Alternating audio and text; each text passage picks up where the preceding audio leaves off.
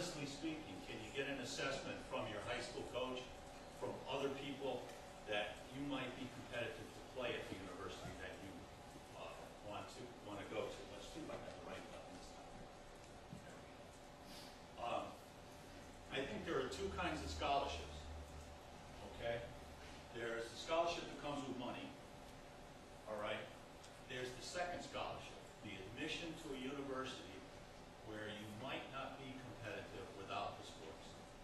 Okay? All three of my sons, I believe, got to a better university by virtue of a little help from the coach, a little help from whether they could score a goal in lacrosse or throw a block in football. Okay? And with money comes, and I'm not going to say the word, but comes a lot of responsibility. And the individuals that are here will talk about the responsibility even if you're not getting money, okay? But if you're a scholarship athlete, you aren't going to miss practice because you've got a lab due or whatever. You're going to do the lab afterwards. You may be the same whether you get money or not, but the point being is that you definitely have a lot greater obligation, let's put it that way. But really, keep in mind, there are two kinds of scholarships. And I think that for a lot of people in Darien and these kinds of communities who want to go to highly competitive universities, that athletic ability will get you that extra look or the early admit or whatever. It's well worth it. You know. What do you have as a parent or a student to use as assets? All right, the guidance office, your high school coach, alumni of that school, your parents, and to the athletes that are sitting here, yourself. Okay, this is in effect a sales job. Okay, you are trying to sell this asset, your son or daughter, and their resume to this university. Okay? What do you look at in terms of what level? Division I, Division III, Ivy League, Patriot League, NESCAC.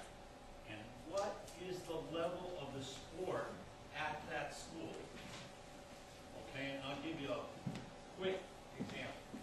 The difference between the track program at Williams and the track program at Wesleyan is like this. Okay? The difference between Williams has been a New England powerhouse in track and field for years and years and years. Wesleyan, maybe not quite as competitive, okay? Not knocking the Wesleyan track program. All I'm saying is two NESCAC schools that you might consider very much the same, and if you look at the performances of those athletes at that school, you will see a world of difference in terms of how fast they run, how far they throw the shot put, or whatever. So just looking at whether the school is a Division III school may or may not determine whether your child can play. Okay? And I'm sure that, again, some of the people that will speak after me will talk to this. Don't get too hung up on the difference between what the requirements at, say, the University of Connecticut and at Yale are if you're a football player. You may find that there aren't a heck of a lot of differences in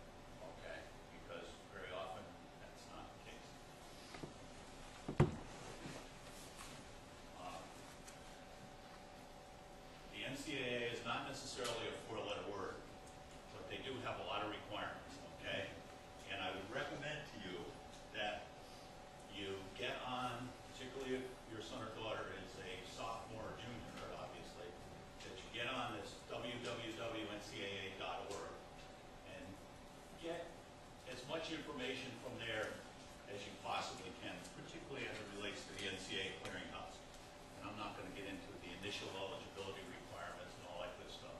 But I will say to you that it is important, and for coaches at those universities to be able to access information about your child, they can, by virtue of you filling out that initial eligibility form, they can access, you give them permission to access information.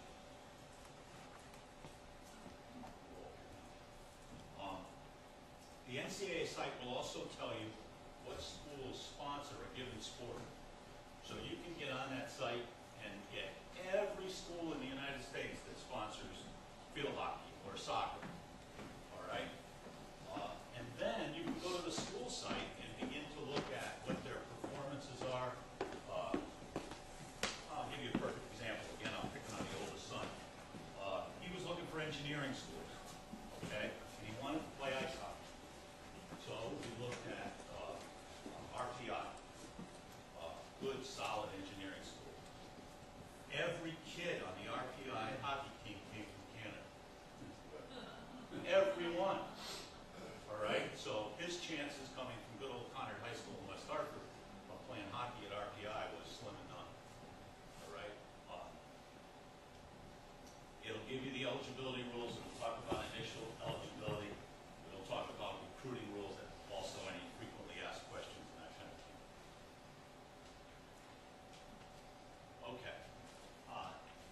Who's the recruiter?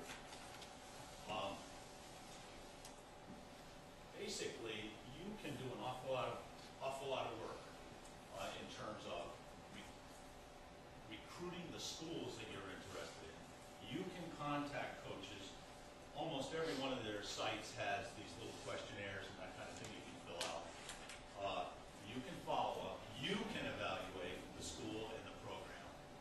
Okay? And basically looking at it, as I referred to when I started, as really the first job search, the first ability to sell yourself. And you can do all kinds of things with forms online now and that kind of thing. So, the bottom one there, letter and resume and stuff, I am not a big advocate of some of the commercial companies that offer you to do this letter and resume and all that kind of thing. If they are selective in who they send those things to, maybe they're a help. You can do as good a job yourself. The companies that do a resume for it, you know, with a picture and all that good stuff, and then send it out just blanket to hundreds and hundreds and hundreds of schools, I don't think it's much worth the money. The university where I worked at, I would get individuals on two ends of the spectrum. One that I realized were probably headed to more competitive universities than where I worked, and some whose resume was such that I couldn't even touch them. I couldn't walk to the admissions office with their background and have any chance of getting them through the door. Okay? So, you are the one. Don't expect the school to come to you. If most coaches were good administrators, they would be. All right? They're not. They're being paid to coach. All right? And so they will find the superstars. Okay? So if you're a superstar, fine. But pretend you're not. Okay? So what can you do? You as an athlete cannot commit an NCAA violation. Okay? Coaches commit NCAA violations. You can visit on your own. You can call. You can write. You can email. Anytime you want. They have restrictions as to when they can call and when you can do an official visit where the university is actually paying some or part of the visit. When they can write, how often they can call, etc. But you can't. The worst thing that could happen to you is if you unscheduled, you're wandering around the university and you come to a coach's door and say, you know, coach, you got 5 minutes, I'd like to introduce you to my kid or whatever. There are certain periods that the NCAA refers to as dead periods. Okay, they are typically during the sport championships. They're non-recruiting periods, okay? And there are times when you might knock on a coach's door and the coach might say to you, I'm sorry, I can give you a business card, I can give you an application or whatever, but I can't spend any time talking about the university. And so don't get upset. They're not upset with it. But there is periods of time where they are restricted to what they can do. All right?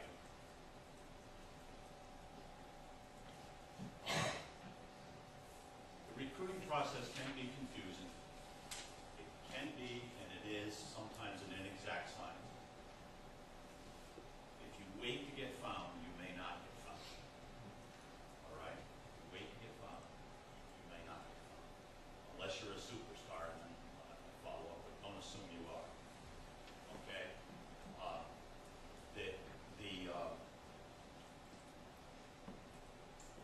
You need to make contact with the schools you're interested in, assess the kind of feedback you get back. All right, you send 8 letters out. You immediately get 4 or 5 letters back, or notes back, or whatever. You're in correspondence or phone call back and forth. Might be worth another note to a coach that if you're really interested in the school, to push them a little bit, but start to assess the feedback that you're getting back. You know, are you getting a regular phone call? Are you offered a visit, or to say, you know, I'm only allowed so many visits. You're from Connecticut and you're looking to go to Connecticut College. We'd like you to, you know, could you come down on your own the first time? Maybe have you come back later on an official visit to stay with a teammate or that kind of thing. You know, assess the kind of interest you get back.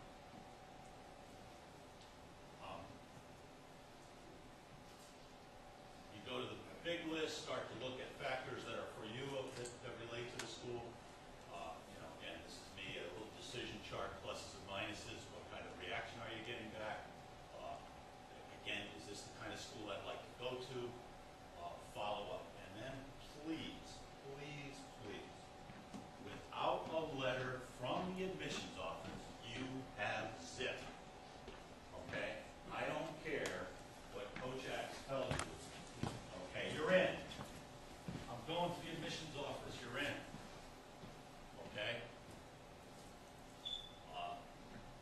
You get a note from a coach. All right? But get that letter from the admissions office. Okay? And I keep going back to kind of read the signals. The reason I say that is, and I've done it, you know, told individuals, you know, I really want you to come, I really want you to come, I really want you to come.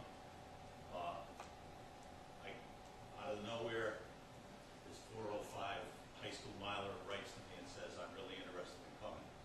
All right, you now move down the list. Okay, I had a page with A, B's, and C's. All right, the A's were the ones I was going to the admissions office with weekly. I had an appointment every week. Okay. The B's were going to become A's if one of the A's told me they weren't coming. All right, and the C's in my mind were the kid that I was going to keep in contact with, and if he or she came to the university, I'm happy as a clam, because I think there might be some potential there, et cetera, et cetera. So I'm telling you, it's somewhat of a me, okay? It is a tough process. You as an athlete or as a parent of an athlete do have that extra variable, okay? Everybody else is looking at their, you know, the schools that they want to go to, but you've got that extra. Does the athletic program fit your skill set or what you want to do? Are you being chased a little bit by a coach, or at least followed up with? I mean, I'm not going to tell you the coach is going to lie to you. If they say they're going to go to the admissions office, they're probably going to go to the admissions office and fight for your admission. All right? But if the question is your assessment, how hard are they going to fight?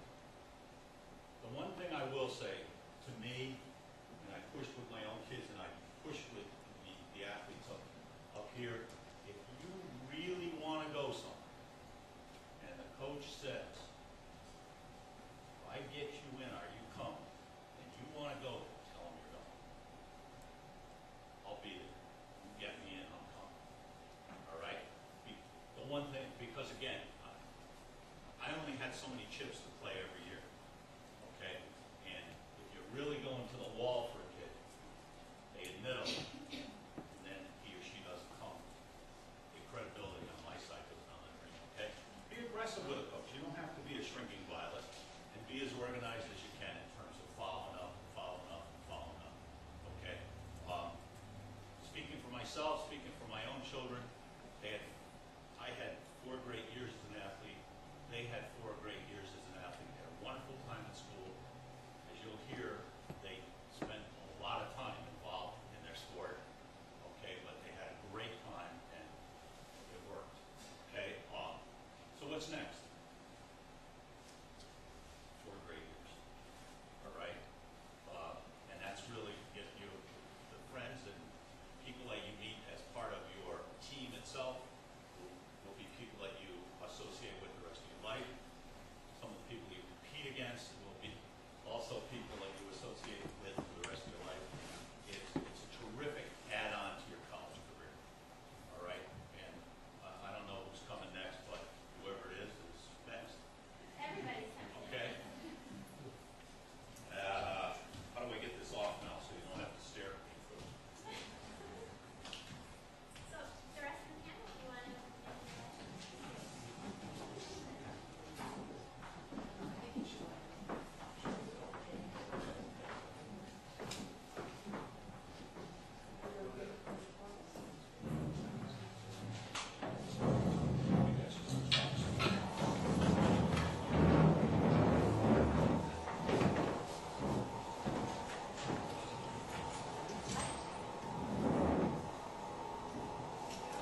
So thank you so much, Mr.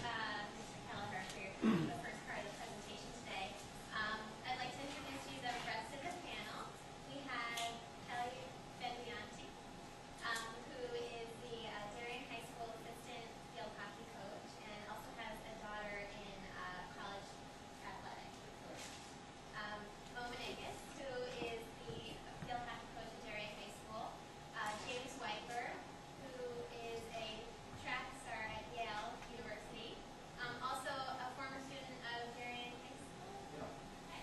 And Mary Bennett, who is a parent of 2 daughters who play lacrosse, and Stephanie Bennett, thank you, who is a soccer player at Purchase College.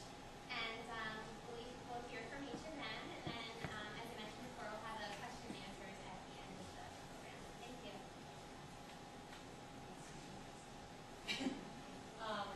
My name is Kelly Benvianti. I have my daughter Olivia is a freshman at Villanova University. She plays field hockey there. It's a Division I Big East school. I also have a son who is a sophomore at Villanova, coincidentally. They do not plan on going to the same school. My daughter didn't want to get married her brother. But, you know, they're on 2 different sides of the fence. They get along well, and it's nice to get together. I think what I can share tonight is having 2 children at the same school, one an athlete, one not an athlete, and seeing just 2 totally different experiences, socially, academically, emotionally, locally. I think my utmost recommendation as you go through this process is to really do your homework. I think a lot of time, you know, it's overwhelming. You know, I've had 2 kids. Junior year stinks beyond belief. It really does. It's the worst year, I think, imaginable. So, you know, you're going through this whole process of SATs and college searches and college decision making, and you get very caught up in the schools and the name of the schools, and of course you want the best for your child. And you know, this is an avenue to get you probably, you know, into a better school. But like John said, you have to be happy and you have to know what you're getting into. So do as much homework as you can. If you decide on a school or a group of schools, really talk not only to the coaches and the players on the team, and I'll get into a little bit about my daughter's requirements as a teammate to these incoming recruits as well.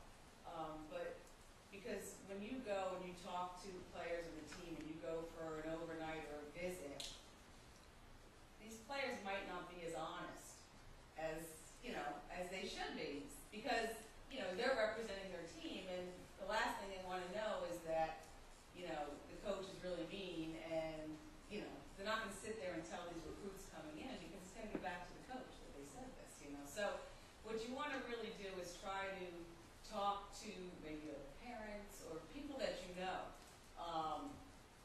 or somebody that knows somebody whose daughter plays there, and really kind of get the inside scoop on what's going on, or maybe a soccer player who's a friend who's a field hockey player, talk to them, because it's a really eye-opening experience, and you really need to know exactly what you're getting into.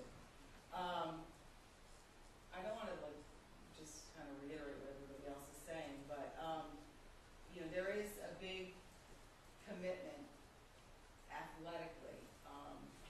I'll just give you an idea of my daughter's school year. She goes to school August 15th. She's there for 15 days of preseason. She's an incoming freshman. The day of freshman orientation, where all of the incoming freshmen come in and they meet with their groups, she's on a bus traveling to Penn State for a preseason tournament. She comes back, she catches some of her orientation, and then she's back at practice, missing orientation, trying to juggle that day one of school. When other people are, they're doing all this orientation, meeting friends, mixers, she misses that because she's on a bus at practice, conditioning, strengthening, lifting weights, whatever. Don't get me wrong, she loves it, but know what you're getting into, because it was an eye-opening year for the both of us. So she does that, and she pretty much, her day consists of waking up at 7, practice from 8 to 11, leaving practice 5 minutes early to run across campus to get to class, smelly. So 11 to 2, she's in class. 2 to 4, she's in the weight room, lifting and conditioning. 4 to 6, she's back at class. 6 o'clock, she goes to dinner. Somewhere in between there, she squeezes in a lunch. 6:30, she's showering. And 6:35, she wants to crawl into bed. But she makes herself, and it took a little transition to make herself get up, get out of her room, get to the library, and do her homework till about midnight. Another day of the week is 7:30. She's got to go and meet with the compliance officer, and they have to, all the athletes have to sit in a 7:30 to 8 meeting on compliance and what you have to do and what not to put on your Facebook and what not to do, and that you're a representative of the school and whatnot. And then that's pretty much August through November. She's got middle of November to December for finals. She's home for Christmas, and she's not home for any of the other breaks. They're away traveling. January she goes back. They do it's a little bit of an off season. They do a little bit of light lifting and 3 times a week, and conditioning for about 3 hours a day on top of classes. And then come February, they're back to practices, and they're off season. And she'll finish up with her spring season this week. She's home. 2 more weeks of finals, and she's home. And then she gets her summer workout program, and then she's back in August. So, again, every day I talk to her. She's exhausted, but every day I say, do you love this? Is this what you want to do? And she says, yes. Now, I've told you the mother saga of it and, the exhausting part of it, but, the other side of it as a student athlete, which she gets that my son doesn't get, is, weekly daily meetings almost with her own, they have academic advisors, but she has her own sports academic advisor. That she's got to me, as a parent, I enjoy that. She's got to just basically week by week tell this advisor what each class, what's going on, what's due. She has a test, she's got to report what I got on that test. Are you behind on your classwork? What do you have? And then every week, she reports to this advisor, and every week the advisor says, okay, you had a test, what did you get? You had a paper due, what did you get? Where are you on this long-term project? And the minute anything is slipping, the academic advisor picks up the phone, get Olivia a tutor, and the athletic department pays for it. We report to this tutor, meet with this tutor. They've got nightly, 2 or 3 times a week in season, they have it's mandatory study hall for the athletes. So as much as they're trying to juggle this, they're not doing it alone. There's a lot of things offered to them. She pretty much has her own trainers, her own doctors, her own physical therapists, a back hurt, massage me, and it's like, it's somewhat ridiculous. But in turn, she's a representative of the school, of the athletic department, and, she has weekend recruits that she has to entertain, staying in her room. She's got to give up weekend things when everybody else is going out to this recruit. She needs to spend Saturday doing a junior day. Were we aware of all of this? No, we weren't. But it's part of the package. So, again, I think the best thing you can do for yourself is to say, what do I want? How much do I love the sport? But what do I want out of my college experience? Do I want to study abroad? You can't do that unless you do it over the summer in the D1 program. There's a lot that you get out of it. She's got, 20 lifelong best friends that, to me, that I still have from playing. My best friends are my college teammates. They share passion. They understand what you're going through. They're there. They have your back.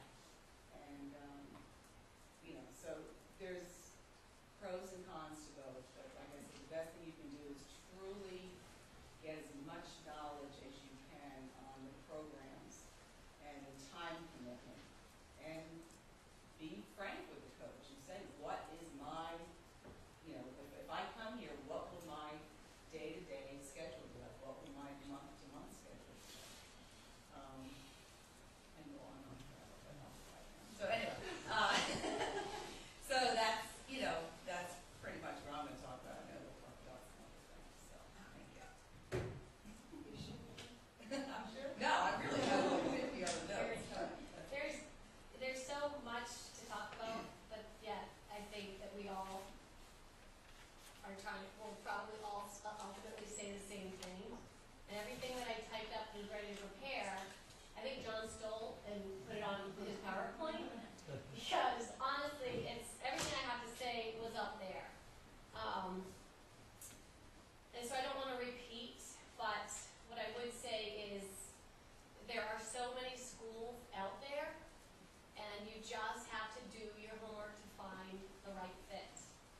And I think, especially living here in a very competitive, driven county / town, I think it's easy for parents, people, players, students to get caught up in the big names, in the D1 programs, or in the top level D3 programs, and get so caught up. And even the parents, I think, can get caught up and are just thrilled when they can say, well, my son committed in August to U Maryland. I'm not citing anybody, but that's not the be all and end all.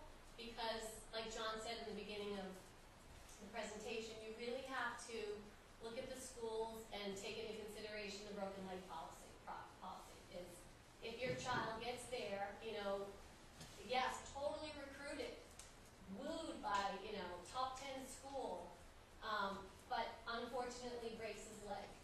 Is he going or she going to be happy at that school? And that's the most homework you have to do. And we're basically talking about athletes here, 'cause that's why we're here. So, is your athlete in love with the coach, like wooed by the coach? You don't know how long the coaches, these college coaches, are staying there. Some are institutions, and you never know when they're going to retire. But you need to love the school. You can't just totally love the coach because she may get a better offer and go to a better school, or she may be so done with that level and go to a lower level. So you just have to make sure that you love the school. How does your child find a school that he or she loves? Homework, and it's just the list. Where do I want to be? Do I want to be in the city? Do I want to be in a town? Do I want to be in the South? A lot of girls here, love going south. The thought of going to Maine, a lot of my, it's just not there. There are some great schools up in Massachusetts, New Hampshire, Vermont.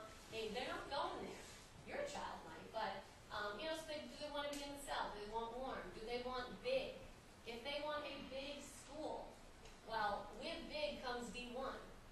And so, if they want to go big, and they're an athlete, and they want to play in college, are they going to be able to play at that big school? And do they want small? And again, if they want small and they want, where are they going to fit in? Are you going to be an impact player right away? Ask these questions to the college coaches when you're having your meetings with them. How many seniors are graduating the year before my daughter's coming in as a freshman? How many openings are there going to be?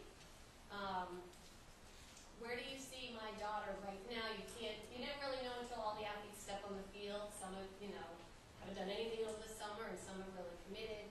But where do you foresee her fitting into your system? And those are all questions that can't have a definite answer, but you can get an idea. And your child needs to ask him or herself, what do I want? Do I want the big experience and be part of a big institution and love field hockey and play it all the time? But am I okay maybe not playing right away? And that's okay. Some kids love to, live, breathe their sport. Love it, and they're totally fine doing all the hard work and sitting the bench freshman year and then maybe not even playing sophomore year. These are just questions your child has to ask. Am I okay to sit the bench for 2 years and then play junior, senior year? And some are totally fine with that and have unbelievable experiences their junior and senior year. Some kids, after freshman year, will say, forget it. So then what? So it's just trying to figure it all out. And I will also say that when you're going through this process, the college coach is recruiting your child, not you. So you really got to be careful not to write an email and then, send it from your child's account. Your language is different than their language, and they know it. Make your child grow up a little bit and write the letter, him or herself, and make the phone call and take the initiative. And then the only other thing I want everybody else to talk to, but I come from Division III experience, and I know, there's a lot of Division I, purchases Division II maybe, 3. So I can answer, I won't talk about it now for at length, and so I can give you that perspective. But my quick perspective from Division III, I went to Williams, and at the time that I went to Williams, I played field hockey and lacrosse, and I went there because I wanted to play 2 sports. I wanted a small school, I wanted a rural school, and I wanted to play 2 sports. I didn't want to give up either one, and at D3, I could play 2 sports, and I could still have a winter to have a blast and have an off season. And a NESCAC is different from purchase because it's a small Ivy and there are academic restrictions like an Ivy League. There are off-season athletic restrictions because of the academics, but yet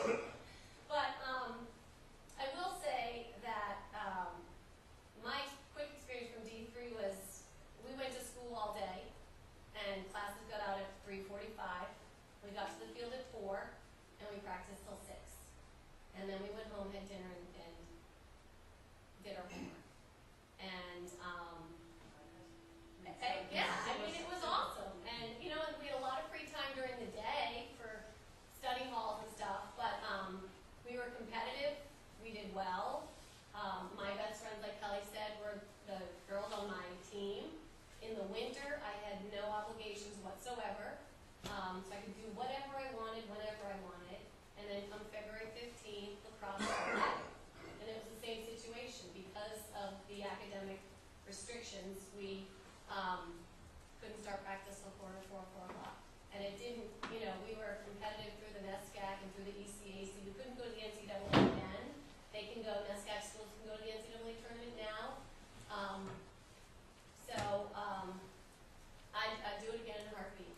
I left school dreaming of playing more. And actually I played 2 years of lacrosse post-college, and those were my best years.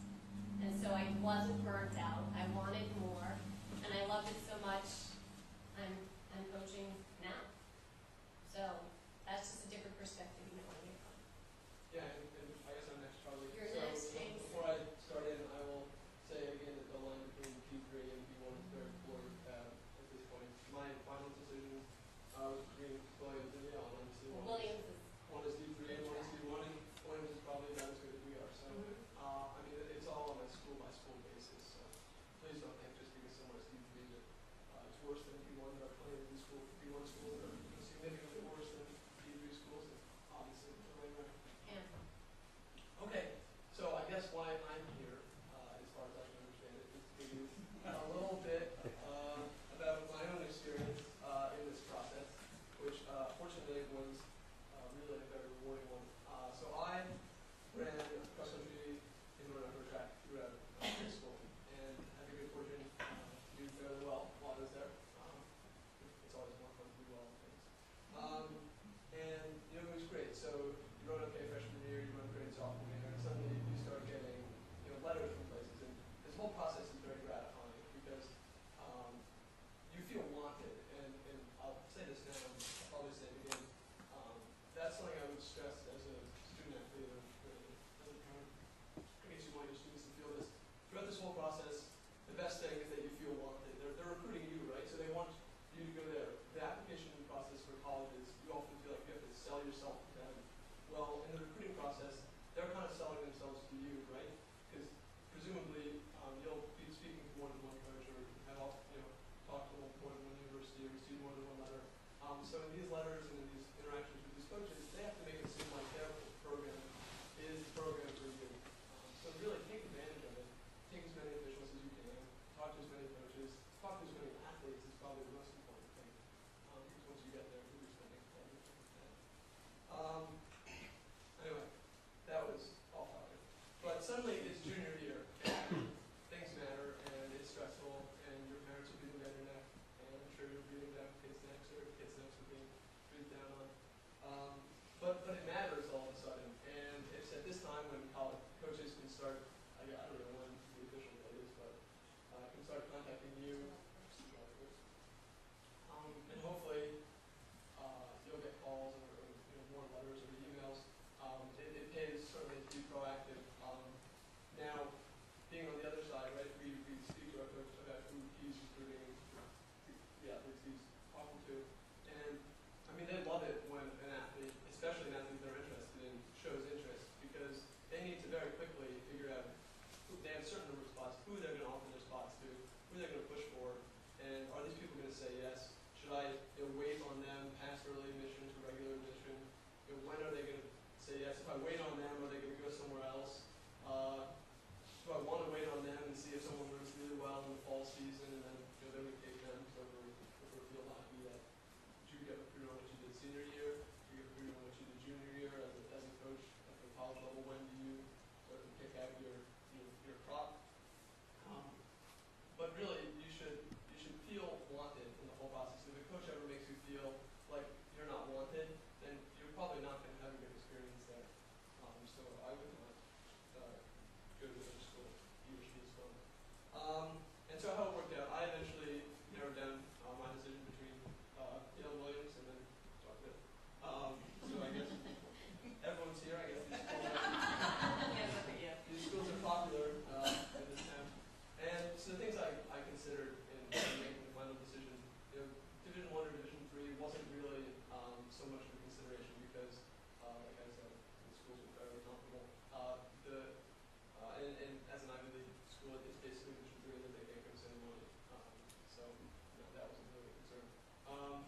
Close, far away, university or college, that was sort of a concern. I'd always just sort of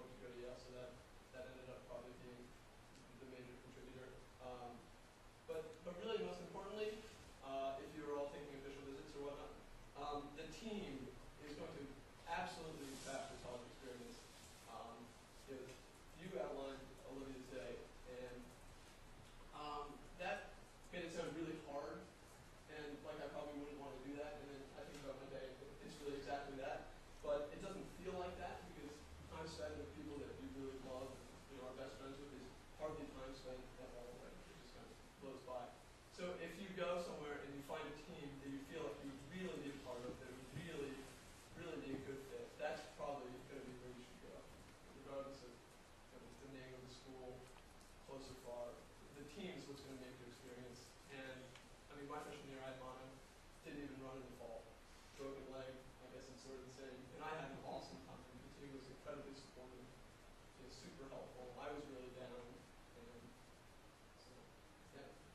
As a college athlete, the team of your friends, we all live together in a house, and so yeah, when you're scouting schools, look to the team, because if the team is happy, it's a sign that the coach is good, the school is good, and it's going to be a good place. If the team has low morale, it's probably the reason. The coach is probably bad, right? He or she may sound great to you, but they're living it, so they know. The school may look really pretty, maybe it's really terrible. It's not good academic, or social, or physical support systems in place. So how they come off is really going to be how your experience is like. For what it's worth. So I'm Mary Bennett, and I have two girls who are both at Dartmouth playing lacrosse. So we've kind of been through this experience twice, and relatively similar experiences. So I just have kind of a couple of thoughts for the kids out there, and then a couple of thoughts for the parents, and kind of things to keep in mind. So for the kids, my first piece of advice is that there's nothing better than getting the best grade you can possible, and that's pretty obvious. But there's this general feeling, I feel like I have a son now at the high school and a daughter coming up, and there was always this feeling like, oh, among the kind of some of the big stud athletes, like, oh, I don't really have to get good grades because, I'm going to play lacrosse somewhere. And that seemed to be like permeate through certainly my other two daughters' classes. And that's a mistake, because the kids who, certainly in my daughter Courtney's class, the kids who who came and are at programs playing lacrosse, to a person said, God, I wish I got better grades because I would have had more options. So just in general, if you have good grades, it just gives you more options in lots of ways. Number one, it gives you more options because you can look at schools that, you have more schools that you can look at. It also gives you an option because if you're at a school, they may really want you because of your grades, and it might help you get in more. Like you can be maybe not quite their number one recruit, but they might bump you up in the list because you can balance out another kid who's coming in who may be below their average. And does everybody know they have this thing like the coach has a certain sort of academic set that they've got to have, a set of credentials that they've got to have for their class. And so if your child can be kind of on the higher end of that, then that can help you. And suddenly a coach might get real interested in you because, they haven't been so interested because maybe you aren't like the top one or two, but suddenly they get really interested in you because their smart one disappeared, and then they're going to need you. So just enough said, get the best grades you can. It'll help you out. And also know that you'll be very well prepared wherever you go academically. If you're going to Darien High School, that was our experience with Darien High School. You'll be really. I haven't talked to a parent who says, "Oh my God, my child went to a school and it was way too hard. The hardest thing is getting in, and they'll all be fine once they're there." So if you have a school and your child saying, "Ooh, they might be too smart for me," I just don't think that happens. I think that once our kids come out of our high school and they get there, they're very well prepared. They're good writers, they're good thinkers, mathematically well prepared, languagely well prepared. So they'll be fine wherever they end up going. Athletically, my first suggestion is make sure you figure out the details of your sport and use your coach of your respective sport, because they're going to know the details of how to get somewhere. Probably especially the ones we have are experienced, and if you're a field hockey player, go to Mo, say, hey, I really want to play in college. What do I need to do? How do I need to do it? Because there's a process for every sport, and it's different for every sport. We kind of knew the lacrosse process, we kind of knew the soccer process. They were totally different from one another.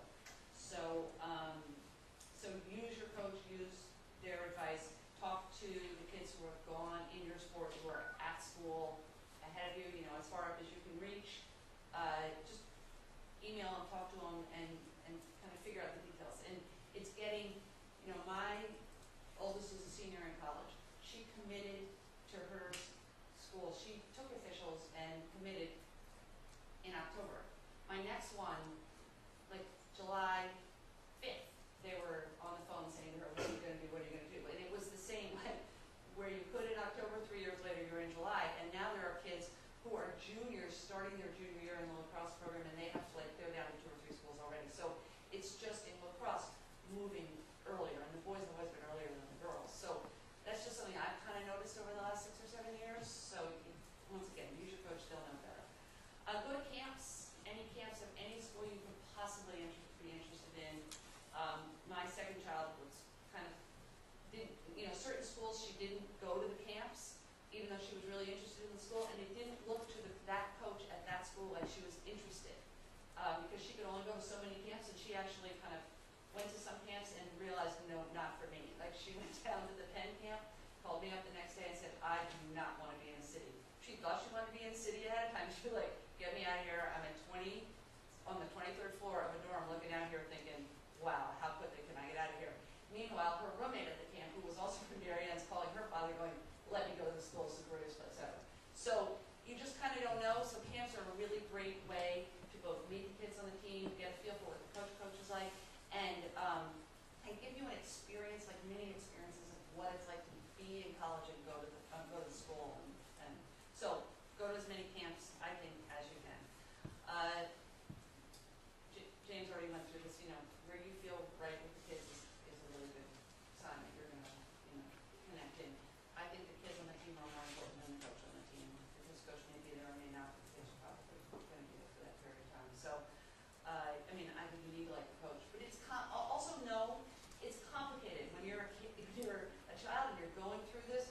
It's complicated and it's never going to be perfect. So don't spend any time saying, God, I wish I knew this and I wish I knew that, and it lines up. This is for the kids and the parents. It never just lines up perfectly, right? From the outside looking in, it feels like, oh my God, he committed, July 1st to UVA. God, he's so lucky. He must have had 7 schools lined up and he could choose one. It never works that way, okay? It's never perfect. You just kind of got to use your best gut when you're going through about what's right. And one coach may not be ready to commit to you at the same time you want them. Like you've got somebody, but you really want this school, and they're not ready to commit to you. What do you do? Just be prepared for that and make the best decisions, because that's the way it works. Be really honest with yourself and your assessment about how good you are. And don't sell yourself short and don't oversell yourself. So, I had girls who were saying, oh, I could never play at that school, or oh, I could never do this. And, my response to my girls was always, why don't we let the coach look at your stuff? You have a tape ready, you've got whatever you need. Why don't you let the coach tell you you're not good enough rather than you decide ahead of time? Because there might be a school available. They may disagree with you. You may just be, you're just selling yourself short. So be honest with yourself and don't sell yourself short. Okay, the transition to the, parents, real quick. Be an advocate for your child, okay? So there might be some questions. Understand when you go talk to a coach, your child's selling him or herself, you're selling your family too. And a lot of coaches are looking at the whole family and the family dynamic. So it's just good to kind of be aware of that. If a kid comes into a coach, and a lot of times the dad comes with the kid, and if you're used to like, okay, this is my kid, this is what I do, and moms can do this too, like, okay, boom, boom, boom, boom, and you're doing all the talking, and the kid's not doing the talking, they're going to get a certain impression of you that, ooh, this is going to be that parent that's calling me saying, why isn't my kid playing, and what's going on? The coaches really, they're not interested in having you be on the phone with them, and in fact, at Dartmouth, they will not talk to you. The head coach does not want to talk to you unless you're, unless there's something, you're really concerned about the health of your child, in whatever reason, like, how did that ACL surgery go? Okay, they want to talk to you then, but other than that, they really don't want to talk to you. So, just in general, I remember the coaches came to have a meal with us in our house, and I was thinking, oh, one of my kids weren't, like, my little ones are screaming and yelling, and I'm telling them to be well behaved, and what are we going to serve? because your child comes to a team with certain values, and they have certain values for their team, and they want to make sure they fit. So I didn't really get that first time through, so for any of you who hadn't already figured that out, just keep that in mind. But it's also good to ask the kind of questions that your child might be a little nervous to ask, like, where do I fit? Like, where do you see my child playing? How do you see them playing? Do you see them, like, it probably won't be whatever they tell you, but sometimes it can give you a good feeling for whether they actually understand your child, for instance.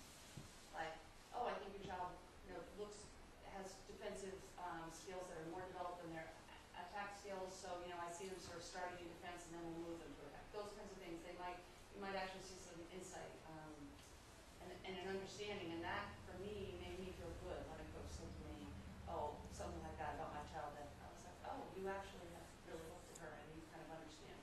So I asked those kinds of questions. Do you see her playing freshman year? Do you see her as a starter? Do you see her as someone who's going to build? What does she need to work on? Those kinds of questions. Like if they're the kind of questions that show that you're willing to work and your child's willing to work, I think that it makes you look, they like you more.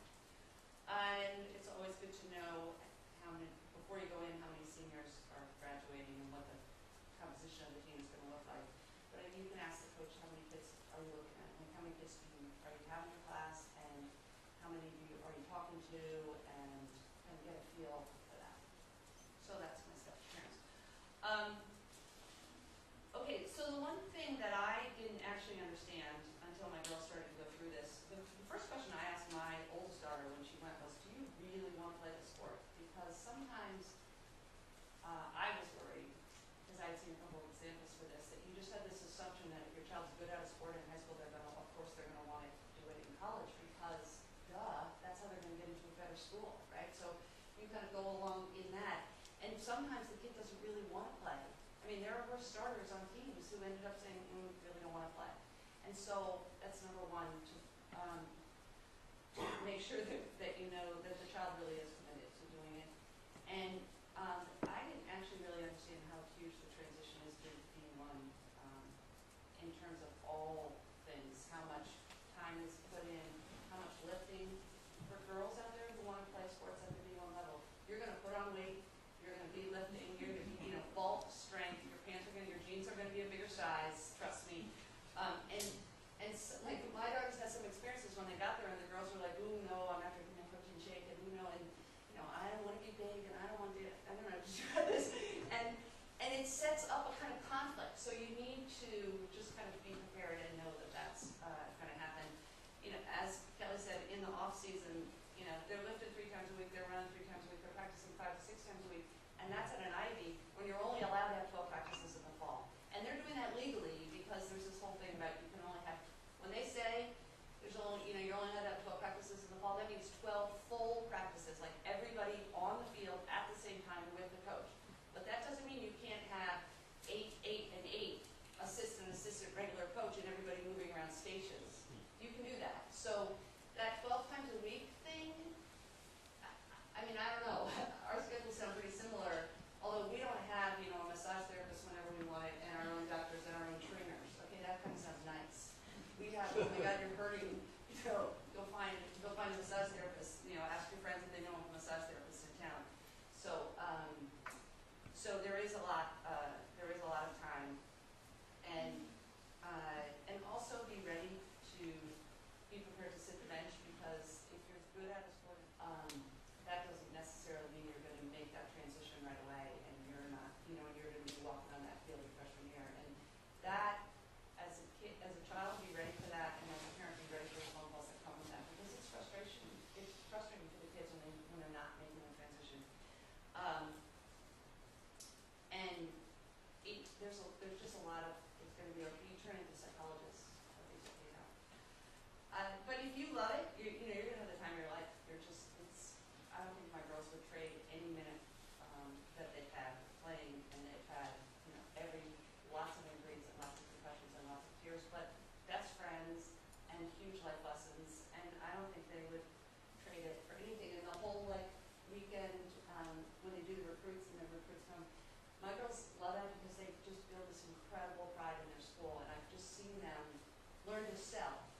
that's like one of their life lessons. They've learned to sell their school because it's something they love. And they get to share it with the next group of kids that are coming in. So, I mean, I think it's been a great experience.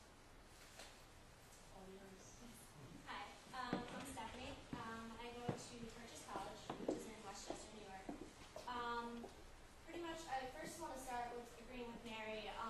When I first started my college search, Purchase was bottom of the list. I wasn't even thinking about it. I was looking more for a school. It was upstate New York, very small school. But I went up there. I stayed over. I met the girls, the coach, and everything, and I realized it's not what I wanted. The team. I mean, the team was awesome, but from what I thought I knew about the coach, the girls didn't like him. It wasn't the program that I wanted to be part of. As for Purchase, it was my mom that convinced me to go visit. The coach had contacted me, and they had it was an athletic open house, and I went down there, and I fell in love with it. It's located 30 minutes outside of Manhattan. It's a very small school. It's about 5,000 students. But I met with the team. I stayed there for the weekend. I absolutely fell in love with it. So I just want to agree with Mary with saying, like, definitely go. If you're looking at a school, go visit it and make sure, like, that's where you want to go. As for academics, I'm a journalism major, history minor. I fell in love with the program as well, but I guess pretty much everything's been said, but I just want to say one thing that I learned as a student athlete is time management. That's something that you have to really consider, and this semester, our team's going, as you said, I don't know what our policy is. I think it's 16 practices as D grade, maybe it's 12, but my coach was sneaky about it, and we have practices 9 to 11 every night, Monday through Friday, and then we go 7 to 8 a.m. Speed and conditioning with a separate coach. So that's every day, Monday through Friday. So there's ways around it. So you have to take that in. But also this semester, I'm working 2 jobs. I have classes, and I interned down in the city with CNN. So it's definitely you're able to take everything and do what you want to do. That's my experience coming from a D grade. I don't know what it's like academically as D1 at an Ivy League school, but definitely that was the biggest thing. Yeah. But that was my thing. I wanted to go to a school where I could focus on academics, but also play at a competitive level. Everything that I really wrote down, wanted to say, has been covered. But yeah, that's probably actually pretty much it. So yeah, it's just balancing academics. And also what I learned is when you go into your classes the first week of school, get on a personal level with your professors. Give them a copy of your game schedule. I've had professors come out to the home games and cheer on our team, and that's definitely important. Even if you're at an Ivy League school where class sizes are 300, 500 lecture hall. I got lucky. I have about 30 to 50 students in every class, but definitely get on a personal level with your coaches. Also, I'm not sure how every school is, but as an athlete, we get priority registration. I don't know if you guys, you don't know that. Yeah. So, a week before the rest of the school can register for classes, we get the first pick. We get to decide what classes. So we make sure as athletes that we're not left out of any classes that we need to take or anything like that. That's pretty much all I need to say. Everything's been said, but honestly, the best advice I can give you is just take a deep breath, and you're going to enjoy it because it's really going to be the best 4 years of your life. So I will take questions now. Anyone in the audience has questions? I have a question for Mo. When you were saying your experience back then was, is it still like that in a D3 school, or is it getting more and more competitive as It all depends on the school and which the D3 program? schools. Right. There are certain coaches I talk to now that I don't have too many field hockey lacrosse players or too many athletes now that want to go for 2 sports. But but it all depends on the school and the coaches and the rapport they have with each other.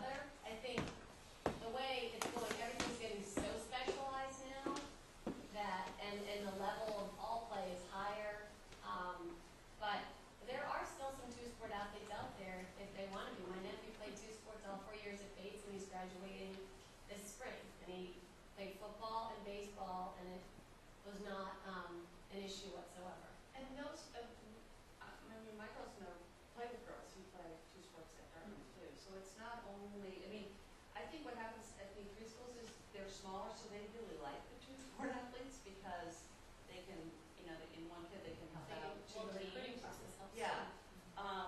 But that's one thing I forgot to mention. I mean, there are kids who walked onto the Darien team while we've been there. There are kids who play two sports. So it's not impossible.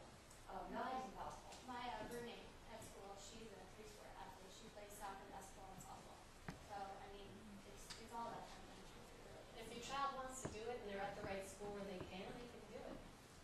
D1 might be slightly different, but again, at an Ivy, I think if they support each other. Yeah, I think, I mean, I just, you know, we probably 4 or 5 kids that, you know, that, I mean, it's certainly not taboo. She could ask the coaches that yeah. they'll let her know, right? Some coaches are more open to it than others. I mean, I know somebody who was playing soccer and hockey, and she just cut out a whole school because that, whatever coach, one of them was like, oh, you can't do that, and the other ones were like, okay, yeah, you know, if you want to do that, go ahead. So, A lot of the private schools nationwide, whether they're boarding or day, their kids are playing 3 sports, fall, winter, spring. So a lot of the smaller schools are looking for that 2-sport athlete. And a lot of the private school kids who I know are going to the school, the coaches that I've been in contact with, they're at least trying to play 2 sports beginning. Well, in my case, it was only one sport, but I was worried about the sport and the academics, having time to do, you know, even with the time management, whether, you were saying that your practices. Oh, is the practice still? Right. Absolutely. Like Yeah, academically. maybe they're doing a little bit more lifting now than they did when I was there. She always tried all 4 years, and we're like, oh, yeah, we're not lifting. I know they lift now, but I know that they don't do much beyond the 4 to 6. What constitutes an official visit? Basically, you're allowed 5. You can't do more than one at any one school. And I'm not gonna say exactly, but basically, they can, for on an official visit, they can put the individual up in a hotel and give them tickets to a game, meals, that type of thing, or stay in the dorm with the team, that type of thing. But they cover the expenses of the trip. On an unofficial visit, which you can do many, many times, there are some things that the universities can do, and I don't want to get into the exact list because I'll blow it, but that's what an official visit is. You get actual letter inviting you. Once you accept, they'll send you a plane ticket if need be, the whole thing. But as a sign, if you get offered an official visit from the coach, that's a good sign that you are higher up the list. If you don't get one, then, I mean, our coach has not helped any kid that he did be able to be official visit. And also, when I was coaching at the university level, because there's a monetary amount, I only had so much money to use for official visits. So I could only bring so many kids on campus, and I had to try to figure, okay, if this kid was going to have to fly, that was going to eat up some of my official visit money. So how far they're coming from and that type of thing would indicate, you know, somebody's at, University of Boulder says that they'll fly your son or daughter out there for an official visit, probably pretty interesting.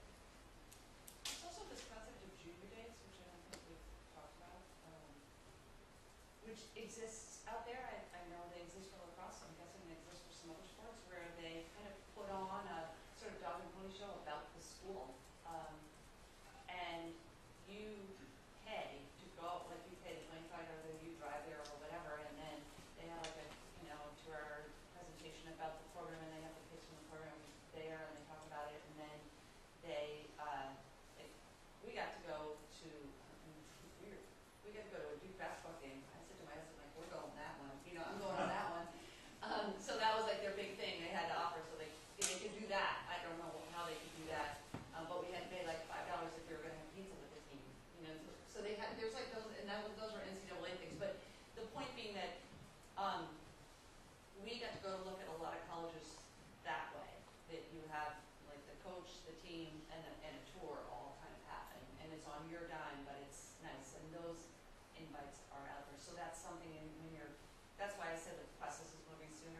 you're going through the process, you can say, do you have a junior day, or I'd be interested in a junior day, you know, if you have one, if you're putting one on. A question for the student athletes. Before you made your decision or your commitment, were you able to meet the teams? And how many different colleges or university teams were you able to meet and hang out with to know that you were going to fit in and be able to make a contribution? Okay, I went to 3 different schools. I had a list about 5, and I spent 2 overnights at 2 colleges, and one I just spent the day with the team. And I mean, by the third one, it was purchased that I made my decision. But I mean, you can, if you have the time, I mean, just go as many times as you want. But yeah, for me, it was 3 schools that I visited, and then the teams, met the coach, spent the night, was able to watch them play, and that made my decision. Yeah, in retrospect, and I didn't, so I guess I didn't even qualify like that. I would not make a decision without having met the team. And so the other officials of the schools I was, you know, deciding between, and I would definitely urge any student to do that. I think you, by the end, unless you're, you know, a serious D1 recruited athlete, by the end you have your list, and you should narrow it down to maybe 3 or 4, 5 tops. You know, prioritize 1, 2, 3, because you can't go and spend, you know, you can ask the coach, you know, can I come and spend the night? And they can't say, for an official visit, they will invite you. But you could ask, can I come and spend the night? And I think that they would let you and be with the team. But you get overwhelmed by looking at too many. After a while, you have to do your homework and narrow it down to, you know, your top 5, then your top 3. And then maybe from there, you look at 1, 2, 3. Also for the student athletes, how instrumental were your coaches, your high school coaches, in getting you to the right programs in college, or to the right schools, to the right coaches? Did you feel that they had inroads that gave you a leg up with respect to looking at certain schools and meeting coaches? I definitely, 100%. I'll admit, I'll be the first to admit, I wasn't very aggressive. My junior, senior years in high school, it was my coach that sent out the videos, sent out clips, and from there is when I heard from the college coaches. So that was my experience.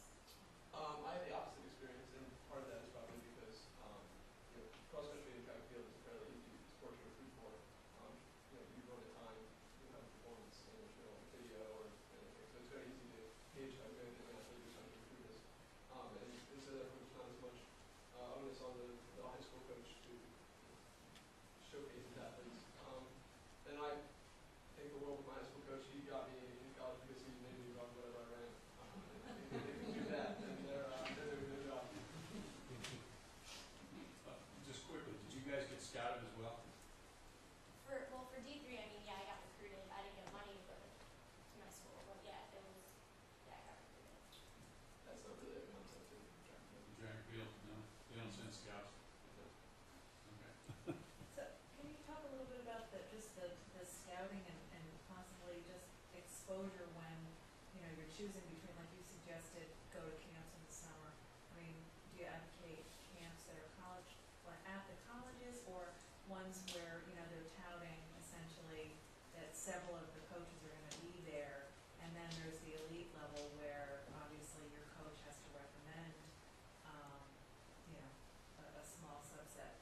I called junior year the death march because I felt like it was a death march more than a child did, but because figuring out the logistics of the spring of junior year, when we finished the season, they got mistakes that year, so it was all the way to the end, and they're going, okay, you got this camp and that tournament, and then you're coming from that tournament to this camp to this to that, and the more, and then in the meantime, so that was sort of the paper schedule, but then she was working the email of, yes, I'm going to be here, are you going to be there, are you with the coaches, like, so it was sort of, this is what my plan is, and that's like their last chance to look at you.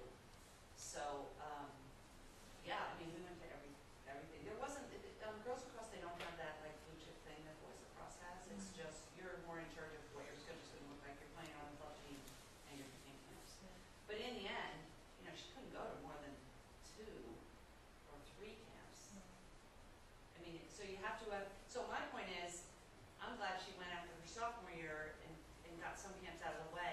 she knew she didn't want to go to school, even though we miss going to some camps because we miss showing interest at some schools early on.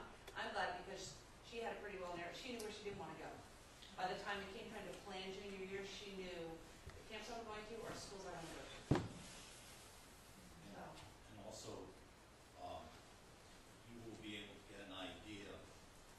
My youngest was lacrosse, all boys lacrosse, and we got a pretty good idea of the camps that the coaches of the schools we were interested in were going to be present. You know, they told us to go to Gettysburg or the top 150 or whatever. Okay, and said if you can get to these, we're going to be there. And if you haven't had that experience, the child gets a number on a shirt. Okay, he's red 125, and then there's a book that says Bill Kelleher is red 125, and here's Red's schedule. And you know, coaches are wandering from game to game looking for, you know, red 125 or green 50 or whatever. So that's you know, so it is definitely, they're identified, the coaches know who they are, they can go and watch for that attack man or that defensive lineman or whoever they're looking for. I just want to say one thing. Well, yeah, What you also have to take into consideration is what sport your child is playing. If it's baseball, then all your contacts to the coaches have got to be out by March or April, so that they can send an assistant to come watch his junior spring, because senior spring is done. If it's basketball or basketball, volleyball, it has to be junior fall. I mean, it's even. well, it all depends on where you're looking and what you're, you know. But if you're a spring sport athlete, then everything has to be done. You know, you're not done, but your contacts, your recruiting. That's when they have the chance to maybe personally come and see. And if they miss that junior season, then yes, you must make the contact with the coaches and try to get to those camps so they can see you personally in the summertime. And then the only other thing that I do suggest, but don't fall into the trap of paying thousands of dollars for it, is these coaches need a video. They need like footage, a DVD, and it doesn't have to be. A couple years ago, we fell into the trap, and some of my girls, I don't know what we did, but one girl, one year, I think she almost paid $2,000 for this DVD that just sits on the college desk, and we just didn't know well enough back then, and now we've got some real savvy moms who are like figuring it all out. Plus, we have Max now, it's like, right? Yeah, I mean, my brother-in-law, whose son's at Bates, he just did it from his own home footage. I mean, these coaches, you know, there's the whole spectrum. There's, you know, the top D1, which very few of our athletes actually get to. You know, they've got this whole system down. They probably know who they want when these kids are freshmen. But then there's, you know, there's so many schools out there. I guess I just wanted to make this other point is, you know, there's some high profile right here, but your child doesn't have to be the star of the team to play in college. You know, I've sent girls all over the place, and they're playing, or at least they're trying to play, and they want the opportunity. They don't have to be the all-state player or the all-league player. You know, and when I talk to the coaches, I'm honest as where, you know, where they stand on our team. Our team is good, so the reputation kind of precedes itself, and I can sell the player a little bit more. But if your child loves sports and really thinks he wants, or she wants to be a college athlete, there's a school out there where he could get a great education and participate in sports at the same time. We have time for 2 more questions. First of all, thank you for coming. Your information is very insightful. My question is this: is there 2 questions? Is there the same figure in Division 3? Do they have recruiters in Division 3? Let's say your child has more of an academic proficiency, but really loves the sport and wants to play the sport.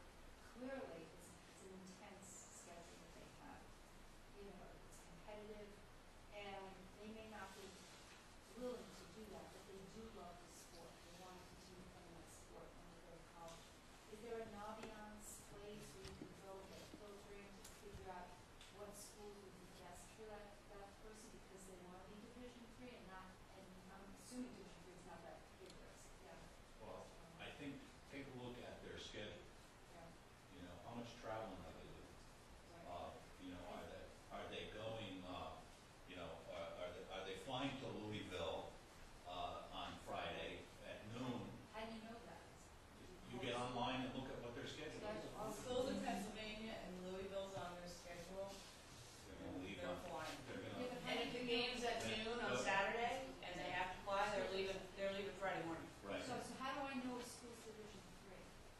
When you get on that NCAA website, Uh-huh. they have them listed by Oh. Division I, Division II, Division III. What I was saying is that, you know, it isn't always a judgment. By the way, there's a Division II in the middle of that process, just in case. And if you look, there's some of these schools that play a very local schedule. Right. You know, we had two schools, play lacrosse, was it 2 weekends ago? Roanoke College and Endicott College played lacrosse at our field. Okay, Endicott just a little south of Boston, I think, out on the coast. I'm sorry, a little north of Boston. And Roanoke. Now Roanoke took a bus up here, practiced the day before here, played on Sunday, and was off to Roanoke. Endicott came down on the bus that day and was going back that day, and it was all on a Sunday, so those kids didn't miss any class. Nothing. So you kind of analyze their schedule, you can get a pretty good idea. And ask. Ask. It also sounds like your student athlete might be interested in walking on somewhere, you know, the grass they're not. So you don't need to be recruited to play sport in Right. college, right? So so you should have them email the college coach and ask what, you know, the time commitment would be, ask how good they would have to be to get a spot on the roster, and if they would be interested or accept walk-ons, because a lot of programs walk-ons have a There are a lot of walk-ons, there are a lot of kids, I mean, I remember flying out to school and having a kid, oh yeah, I just wanted to come here for academics, and then I got here and realized I missed lacrosse, and so I started sophomore year. So there are, you know, there's numerous examples of kids who, you know, are not recruited in the recruiting class and are still playing sports there. Well, for instance, my husband was number one in the state of Connecticut for a particular sport. He went to a school that was Division I in the sport, and he didn't even make the team. So, I mean, you have that scenario as well. You know, but you want to be able to play. I don't care what the division is, you know. That's the whole point. Those are just the questions that you have to ask when you go to those institutions. But some schools have very, very competitive, club teams. Yeah. That's true too. It doesn't have to be a Division I, Division III. I mean, they have very, you know, some club teams are, at some schools are better than some of the, actual varsity sports. And some kids play rugby.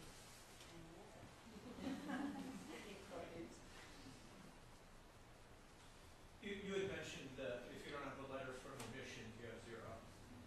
Is there some level of documentation a coach can provide that leads you to believe that that letter's coming? And is there a term called a PS letter? I've heard likely. Sorry? That's all. Yeah. The likely. The likely. You know, our experience, having been through this twice, we never got a letter from the university ahead of time. What happened, and I don't think we did either, right? So I hate to disagree with Mr. Keller because I'm a big fan of Mr. Keller's, but as soon, that does happen. That is a possibility. The whole letter thing can be tricky. And I think when you, in the doing of your homework part, you really need to kind of ask around to other people, the reputation of a coach. Because if a coach is new to a school, they don't quite have a reputation, you may not be able to trust them as much. And they might not have the same amount of fight with the admissions. And they may not, They may yeah. actually promise you something they think they can deliver and Right. you're not able to. And what happened to us was they were like, okay, we're committing to you, you're committing to us, we don't do letters. We can if you really, really want to, and you got to the point where you're feeling like, wow, I'm really putting this coach out here, I, demand a letter, and we did, and everything worked out fine. I mean, because before the letter thing, they do walk your stuff, that's the other thing, you have to be really organized, because you have to have your updated transcript and all the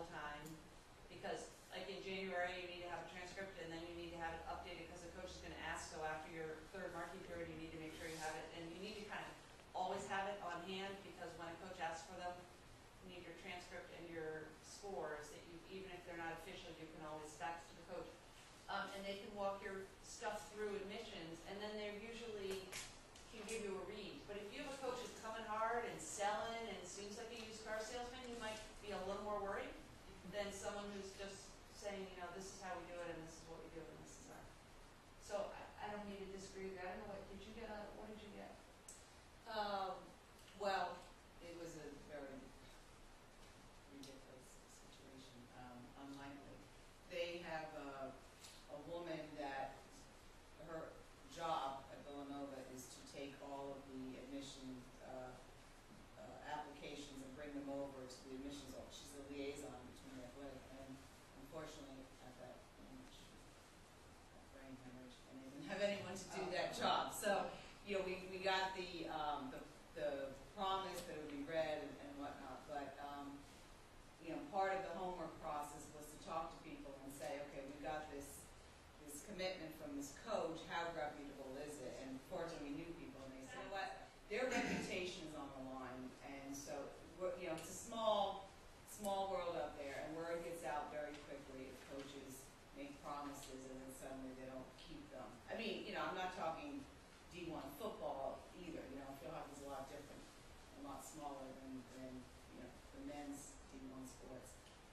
So they, you know, a lot of them will take pride in that because word gets out that they don't keep the promises and they're, excuse the word, but screwing kids. You know, no one's going to want to go to their program. So fortunately, we knew the Villanova softball coach, and she said, you know, no, this woman is up on it. You know, her word is golden. So we went with it. But it was a tricky, that's the part of the thing where I said, you know, from the outside in it all looks perfect, and it's not always perfect on the inside. I mean, when you're sitting there, we put our application in and we had to wait until December 8th. Then, yeah, I mean, we had committed in July, and December 8th, you're still waiting. I mean, you think you're going, but until you actually get the year accepted. That's what I meant. Was That's you what he want- means, and it is a tricky time, even though we knew to trust the coach. It's a Right. tricky time. You don't breathe until that letter's in your hand. Yeah. Two things on the coaches, the student athletes can get figure out reputations of certain coaches by asking, you know, is her word good? But coaches, if you're looking at the same schools in the same league, for the most part, they're friends Yeah. and they talk. So don't tell one it's your first choice and then tell the other one it's down to the first choice. They'll know. Because they talk. I mean, they're recruiting the same types of kids if they're in the same conference. So just be as honest as you can. And the only other thing we didn't touch on tonight was early decision.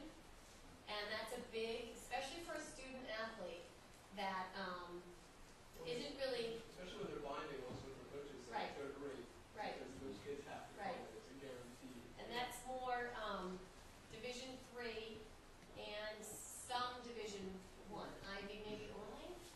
Early action. Well, there's early action where you apply to one school only, and if you they let you know early, but it's not binding. But then there's early decision, which is great for the coaches because if you get in, you have to go there.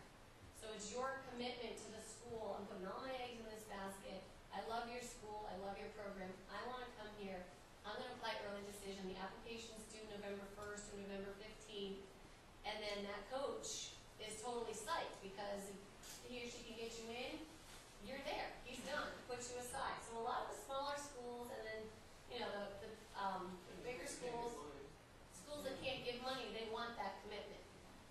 And I know for my athletes who are looking, a lot of them who are looking to D3, I try to push them to go ED because it's just, Most coaches require you to. You require. They can only get you in if you go over. The other thing is to know is that you're going through the college process earlier than everyone else, and it can get a little bit, you don't really know. You know, I feel like the kids who are going through not athletically, but are just going through, there's a huge period of time where you grow up as you go through this process. And so when it happens from September through, say, January of your senior year, as opposed to, say, March to August from your junior year, it's just you're going through it earlier.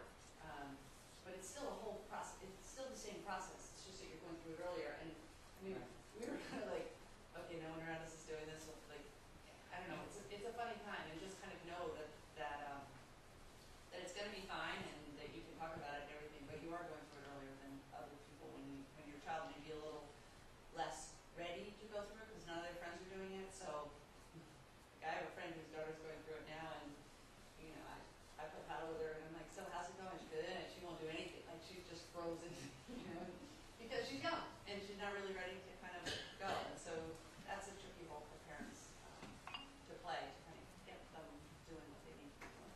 Well, and to add on that, you know, my children are 2 years apart, but they're only a year apart in school. So my first one, I went through the whole process, and you know, we applied to the schools and some early action. And you're absolutely right. You know, you're caught up in the whole junior year, and then the whole whirlwind of college applications, and you're not really, you can't even think straight. You don't sleep. You can't think straight. And that time from when the applications are due in January, and then when you have to make that commitment in May, and you've got maybe that list of schools, and then, you know, I remember looking back saying, why did we even apply there? You know what I mean? And you're just a different person. You're more relaxed, you're more mature, and it was a nice place to be in with my oldest, to really be able to sit down and weigh his options and think about it, and then going through the process totally differently the following year with my daughter, and her having, you know, after that whole, like you said, the whole summer whirlwind of all these recruiting events and showcases and what I call the, you know, the cattle call, and then going to summer camps and talking to the coaches, and then playing in the fall season, and then, you know, it was the day before our state final game that she got the phone call from the coach saying, you're in. And, you know, and it just like, she's